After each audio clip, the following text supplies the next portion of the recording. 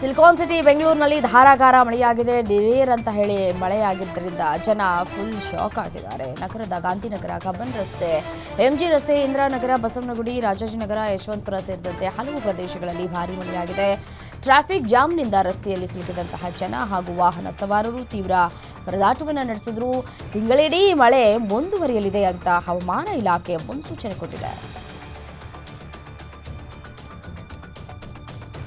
ಜಮ್ಮು ಮತ್ತು ಕಾಶ್ಮೀರದ ಪೂಂಚ್ನಲ್ಲಿ ಒಳ ನುಸುಳುವುದಕ್ಕೆ ಪ್ರಯತ್ನಿಸ್ತಾ ಇದ್ದಂತಹ ಶಂಕಿತ ಉಗ್ರರ ಮೇಲೆ ಭಾರತೀಯ ಸೇನೆ ಗುಂಡಿನ ದಾಳಿ ನಡೆಸಿದೆ. ಕಳೆದೊಂದು ತಿಂಗಳ ಅವಧಿಯಲ್ಲಿ ಭಾರೀ ಮಳೆಯಿಂದಾಗಿ ಹಠಾತ್ ಪ್ರವಾಹ ಉಂಟಾಗಿ ಜಮ್ಮು ಹಾಗೂ ಕಾಶ್ಮೀರದಲ್ಲಿ ತೀವ್ರ ಹಾನಿಯಾಗಿದೆ. ಈ ಹಿನ್ನೆಲೆ ಪ್ರವಾಹ ಪೀಡಿತ ಪ್ರದೇಶಕ್ಕೆ ಕೇಂದ್ರ ಗೃಹ ಸಚಿವ ಅಮಿತ್ ಶಾ ಭೇಟಿ ನೀಡಿ ಪರಿಶೀಲನೆ ನಡೆಸಿದರು. ಇದೇ ವೇಳೆ ಉಗ್ರರು ಒಳ ನುಸುಳುವುದಕ್ಕೆ ಪ್ರಯತ್ನಿಸ್ತಾ ಇರುವುದಾಗಿ ತಿಳಿದುಬಂದಿದೆ.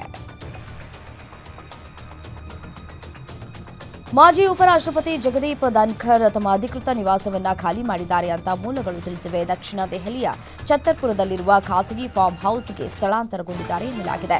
ಈಗಾಗಲೇ ಸರ್ಕಾರಿ ನಿವಾಸವನ್ನ ಜಗದೀಪ್ ಧನ್ಖರ್ ಅವರಿಗೆ ಮಂಜೂರು ಮಾಡಲಾಗಿದೆ ಅಂತ ವರದಿಯಾಗಿದೆ.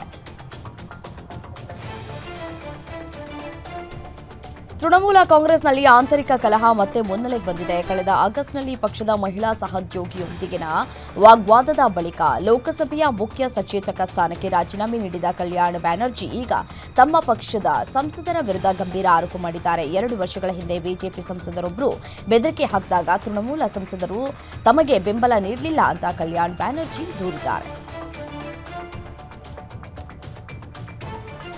ಕೇರಳದ ಕೋಝಿಕೋಡ್ ವೈದ್ಯಕೀಯ ಕಾಲೇಜು ಆಸ್ಪತ್ರೆಯಲ್ಲಿ ಅಪರೂಪದ ಮತ್ತು ಮಾರಕ ಕಾಯಿಲೆ ಪತ್ತೆಯಾಗಿದೆ.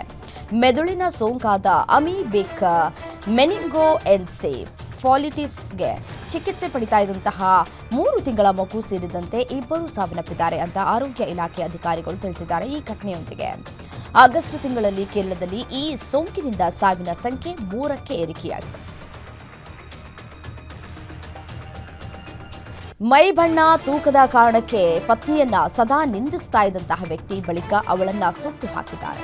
ಈ ಪ್ರಕರಣಕ್ಕೆ ಸಂಬಂಧಪಟ್ಟಂತೆ ಆರೋಪಿಯ ವಿಚಾರಣೆಯನ್ನು ನಡೆಸಿದಂತಹ ಉದಯಪುರದ ನ್ಯಾಯಾಲಯವು ಆತನನ್ನ ಅಪರಾಧಿ ಅಂತ ಘೋಷಿಸಿ ಮರಣದಂಡನೆ ಶಿಕ್ಷೆಯನ್ನು ವಿಧಿಸಿದೆ.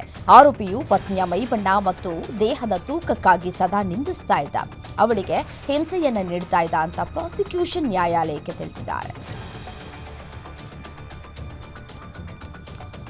ಪತ್ರಕರ್ತನ ಮೇಲೆ ಗುಂಡಿನ ದಾಳಿ ನಡೆಸಿರುವಂತಹ ಘಟನೆ ಮಣಿಪುರದಲ್ಲಿ ನಡೆದಿದೆ. ನಾಗಾಲ್ಯಾಂಡ್ ಮೂಲದ ಟಿವಿ ಚಾನೆಲ್ನಲ್ಲಿ ಕೆಲಸ ಮಾಡ್ತಾ ಇದ್ದಂತಹ ಅಸ್ಸಾಂ ಪತ್ರಕರ್ತನನ್ನ ಮಣಿಪುರಕ್ಕೆ ನಿಯೋಜಿಸಲಾಗಿತ್ತು. ಪತ್ರಕರ್ತ ದೀಪ್ ಸೈಕಿಯಾ ಮಣಿಪುರದ ಸೇನಾಪತಿ ಜಿಲ್ಲೆಯಲ್ಲಿ ಹೂವಿನ ಹಬ್ಬದ ವರದಿ ಮಾಡ್ತಾ ಇದ್ದಾಗ ಅಪರಿಚಿತ ವ್ಯಕ್ತಿಯೊಬ್ಬ ಗುಂಡನ್ನ ಹಾರಿಸಿದ್ದಾನೆ. ದಾಳಿಗೆ ಬಳಸಲಾದಂತಹ ಏರ್ ರೈಫಲ್ ಅನ್ನ ಪೊಲೀಸರು ವಶಕ್ಕೆ ಪಡೆದಿದ್ದಾರೆ.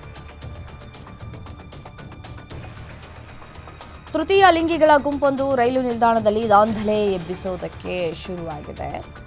ದಾಂಧಲೆ ಎಬ್ಬಿಸಿದ್ದು ಅಲ್ಲದೆ ಈ ಆರ್ಪಿಎಫ್ ಇನ್ಸ್ಪೆಕ್ಟರ್ ಮೇಲೆ ಹಲ್ಲೆಯನ್ನು ಮಾಡಿರುವಂತಹ ಆಘಾತಕಾರಿ ಘಟನೆ ಉತ್ತರ ಪ್ರದೇಶದ ಡಿಯೋರಿಯಾ ಸದರ ರೈಲ್ವೆ ನಿಲ್ದಾಣದಲ್ಲಿ ನಡೆದಿದೆ. ರೈಲು ಪ್ರಯಾಣಿಕರಿಂದ ಅಕ್ರಮ ಹಣ ಸುಲಿಗೆ ಮಾಡಿದ್ದಕ್ಕಾಗಿ ಆರ್ಪಿಎಫ್ ಇನ್ಸ್ಪೆಕ್ಟರ್ಗೆ ಮಾಹಿತಿ ನೀಡಲಾಗಿದೆ. ಇದನ್ನು ಪ್ರಶ್ನಿಸಿದ್ದಕ್ಕೆ ಕೋಪಗೊಂಡ ತೃತೀಯ ಲಿಂಗಿಗಳ ಗುಂಪು ರೈಲ್ವೆ ನಿಲ್ದಾಣದ ಪ್ಲಾಟ್ಫಾರ್ಮ್ನಲ್ಲಿ ಮನಸು ಇಚ್ಛೆ ಥಳಿಸಿದ್ದಾರೆ.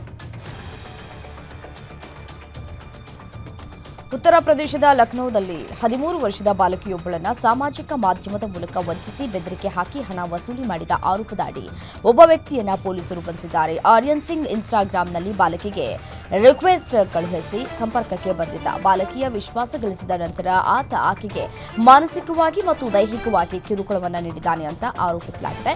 ಬಾಲಕಿಯ ತಂದೆ ದೂರು ದಾಖಲಿಸಿದ ಬಳಿಕ ಆರೋಪಿ ವಿರುದ್ಧ ಎಫ್ಐಆರ್ ದಾಖಲಾಗಿದೆ. ತಿರುಮಲ ಶ್ರೀ ವೆಂಕಟೇಶ್ವರ ಸ್ವಾಮಿಯ ದರ್ಶನಕ್ಕೆ ಬರುವ ಯಾತ್ರಿಕರ ಜೀವ ಉಳಿಸುವ ಸಲುವಾಗಿ ರಕ್ತದಾನ ಮಾಡುವಂತೆ ತಿರುಮಲ ತಿರುಪತಿ ದೇವಸ್ಥಾನಗಳು ಜಾಗೃತಿಯನ್ನು ಮೂಡಿಸುತ್ತಿವೆ. ಇದರಿಂದ ಪ್ರೇರಿತರಾಗಿ ಸ್ವಲ್ಪ ಮಂದಿ ಮುಂದೆ ಬಂದು ರಕ್ತದಾನ ಮಾಡಿದ್ರೂ ತಿರುಪತಿ ಆಸ್ಪತ್ರೆಗಳಲ್ಲಿ ರಕ್ತದ ಕೊರತೆಯಾಗುವುದಿಲ್ಲ. ತುರ್ತು ಸಂದರ್ಭಗಳಲ್ಲಿ ಸಾಕಷ್ಟು ಮಂದಿಯ ಜೀವ ಉಳಿಸಬಹುದು ಅಂತ ಟಿಟಿಡಿ ಹೇಳಿದೆ. ಗಣೇಶ ಚತುರ್ಥಿ ಹಬ್ಬವನ್ನು ದೇಶಾದ್ಯಂತ ವಿಜೃಂಭಣೆಯಿಂದ ಆಚರಿಸಲಾಗಿದೆ. ಮಕ್ಕಳಿಂದ ಹಿಡಿದು ಹಿರಿಯರವರೆಗೂ ಹಬ್ಬವನ್ನು ಅದ್ದೂರಿಯಾಗಿ ಆಚರಿಸಿದ್ದಾರೆ. ಅಹಮದಾಬಾದ್ನ ಬೆಹ್ರಾಂಪುರ ಪ್ರದೇಶದಲ್ಲಿನ ಪೆಂಡಾಲ್ ವಿಭಿನ್ನ ಕಾರಣಕ್ಕಾಗಿ ಎಲ್ಲರ ಗಮನವನ್ನು ಸೆಳೆದಿದೆ.